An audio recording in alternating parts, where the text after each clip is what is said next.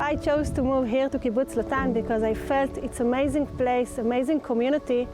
I really like the values here in Kibbutz Lotan, the ecology, the connection to Judaism, and especially the things that you can just be yourself.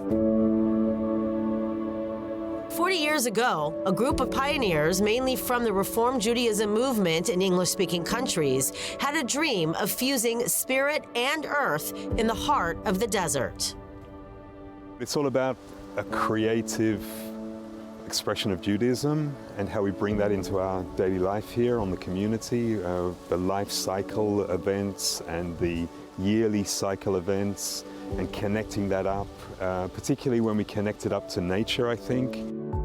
And you know the saying, if you build it, they will come.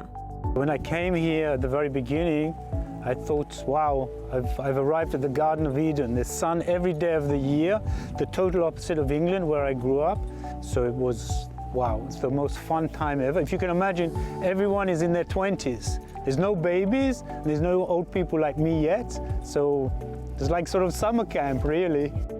Kibbutz Lotan was ahead of its time, building a sustainable and ecological collective by turning trash into treasure.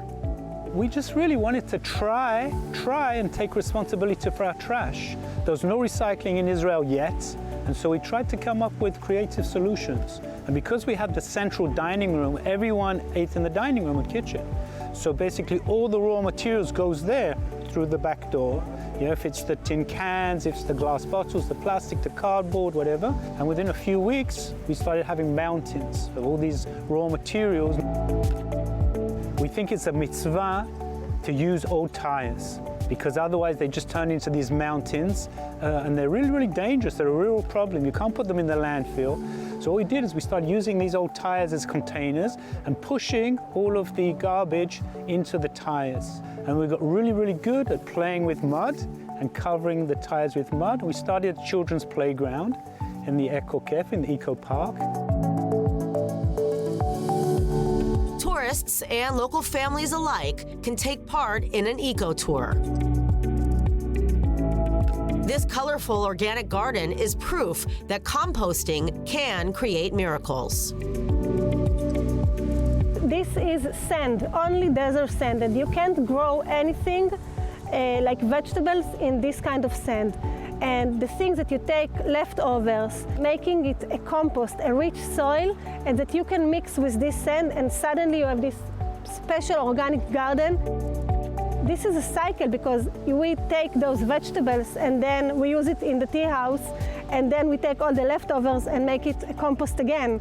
So it's also, the compost is high quality because the vegetables are high quality. Waste is a human invention. There's no such thing as waste in nature, right? And so we're kind of copying what nature does, but doing it in a more efficient way. We're reducing soil erosion. We're reducing methane gas, which goes out into the atmosphere and causes climate change. The bigger picture is energy efficient buildings, like this neighborhood that we built here. This is called the Eco Campus. We teach about growing organic vegetables, a natural building, and ecological design permaculture. In the case of Kibbutz Lotan's future expansion plans, haste does not make waste. We've seen a revolution here. This whole area, the agriculture has turned into the sunlight. This whole area now is solar energy. We want to also, on our kibbutz, we want to grow a big biogas unit, an area where we can take the organic waste from the dairy and from the kitchens of the kibbutzim in the area and turn it into methane, which then turn it into electricity, and that will go into the grid.